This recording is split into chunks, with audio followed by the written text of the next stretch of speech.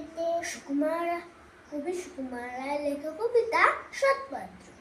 শুনতে পেলুম পোস্তা গিয়ে তোমার নাকি মেয়ের বিয়ে।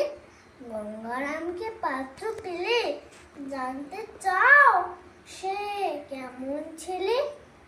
মন্দ নয়, সে পাত্র ভালো, রং যদিও বেজায় কালো।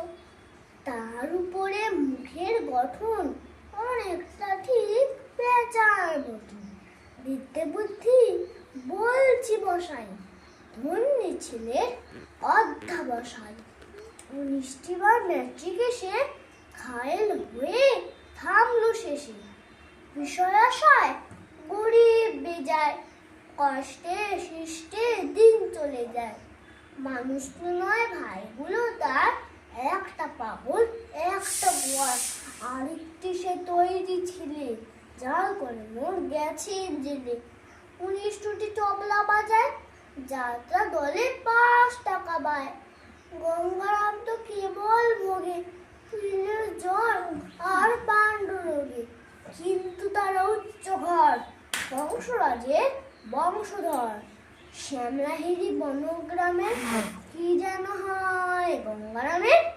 যা হোক, এবার পাত্র পেলে এমন কি আর মন্দ ছেলে। নমস্কার।